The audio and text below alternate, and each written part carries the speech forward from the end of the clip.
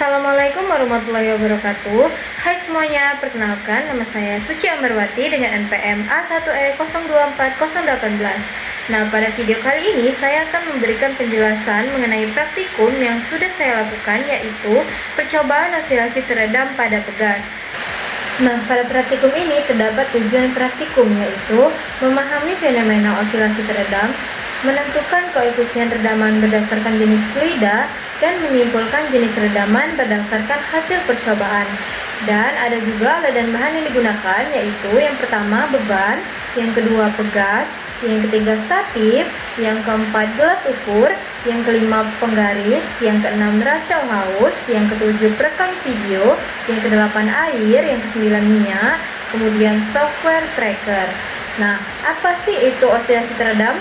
Osilasi teredam adalah gerak bolak-balik suatu sistem yang amplitudenya semakin mengecil akibat adanya gaya redaman, seperti gaya gesek udara atau fluida. Selanjutnya adalah jenis redaman. Yang pertama adalah redaman ringan atau underdam.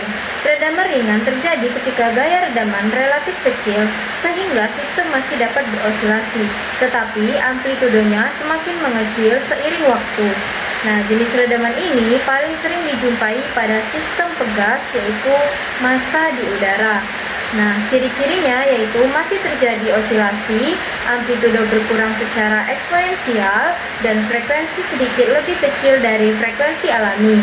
Nah, yang kedua yaitu redaman kritis atau critically damped, yaitu redaman kritis terjadi ketika gaya redaman tepat cukup untuk mengembalikan sistem ke posisi setimbang tanpa mengalami osilasi.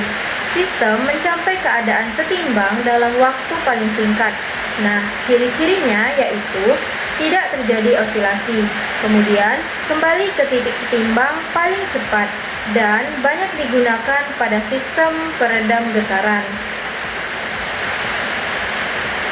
Nah, jenis yang ketiga yaitu redaman berlebihan atau overdam, yaitu redaman berat terjadi ketika gaya redaman sangat besar sehingga sistem tidak berosilasi dan kembali ke posisi setimbang secara perlahan. Nah, ciri-cirinya yaitu tidak terjadi osilasi, waktu kembali ke posisi setimbang lebih lama, dan gerak sangat lambat. Berdasarkan hasil praktikum, maka dapat disimpulkan bahwa setiap fluida menghasilkan jenis redaman yang berbeda pada sistem pegas. Udara menghasilkan redaman lemah atau underdam, air menghasilkan redaman kritis, sedangkan minyak menghasilkan redaman kuat atau overdam. Besarnya redaman dipengaruhi oleh gaya penghambat, sifat viskositas fluida, dan gaya gesek. Semakin besar hambatan fluida, semakin kecil gaya pemulih, semakin cepat osilasi teredam. Baiklah, sekian video dari saya akhiri. Wassalamualaikum warahmatullahi wabarakatuh.